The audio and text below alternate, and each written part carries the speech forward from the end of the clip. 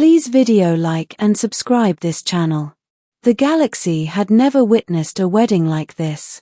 For millennia, interstellar marriages had been ceremonial, political, or strategic. Rarely were they personal.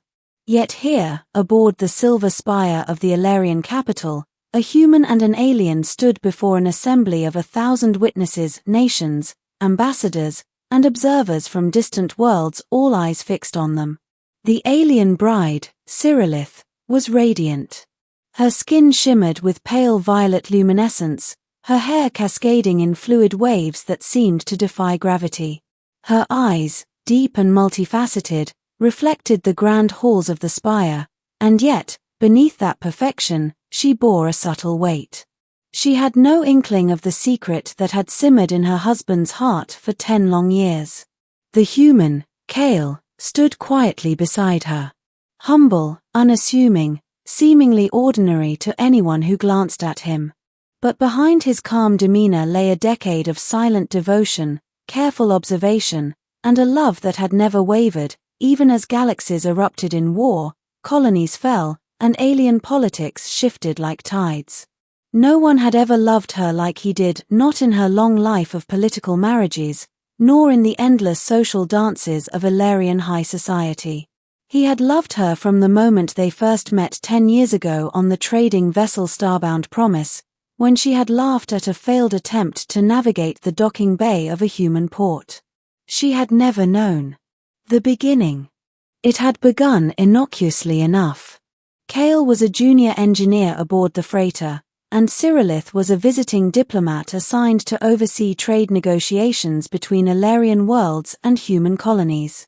He had noticed her immediately, the precision in her movements, the sharp intelligence in her gaze, but more than that, the fleeting moments of curiosity, the small gestures of wonder when she encountered human technology for the first time.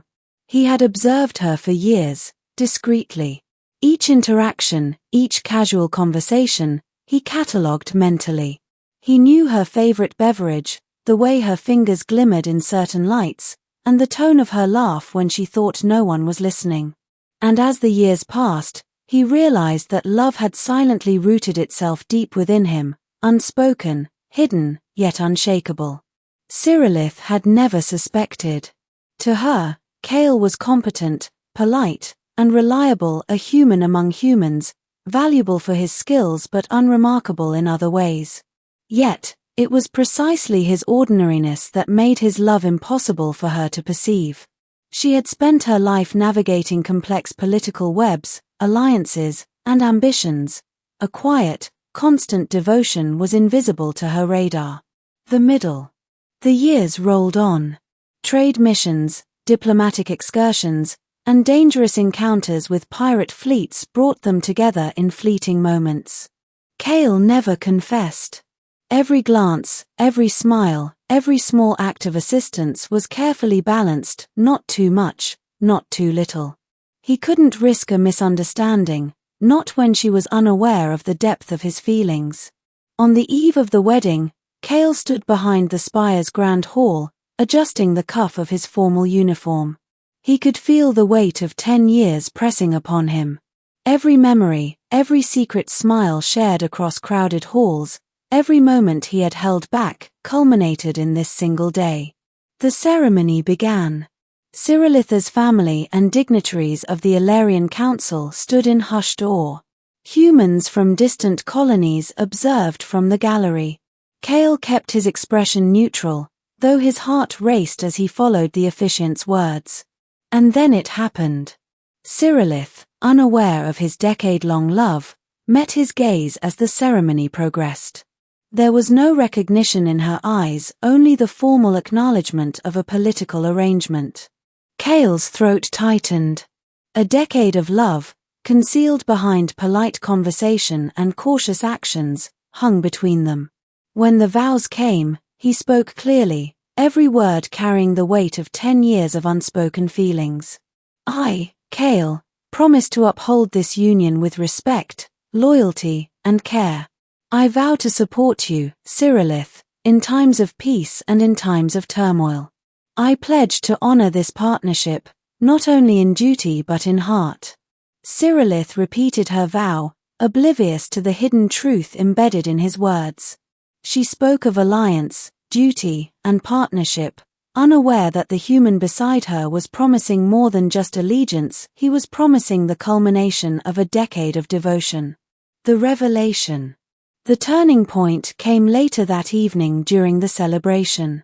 Lanterns floated across the spire's observation deck, reflecting starlight across the city below.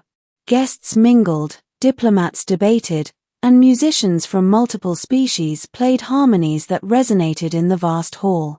Kale led Cyrillith toward a quiet balcony, away from the eyes of the council and the crowd. "Cyrillith," he said softly, "there is something you should know before the night ends." She turned to him, curious but unguarded. "I have," he paused, searching for words precise enough to convey 10 years of emotion without overwhelming her in one confession. "I have loved you for 10 years. Her eyes widened. For a moment, the starlight seemed to reflect her disbelief. "You, what?" "I loved you," he said, voice steady but full of emotion. "From the moment I met you on the starbound Promise. Every day since, I have admired you, cared for you, and without knowing if you would ever feel the same, I kept my love hidden." Cyrillith's facete eyes flickered. She opened her mouth, then closed it.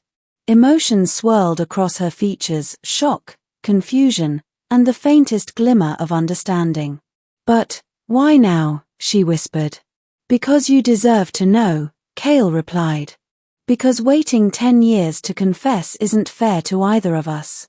And because today, standing beside you as your husband, I cannot remain silent any longer."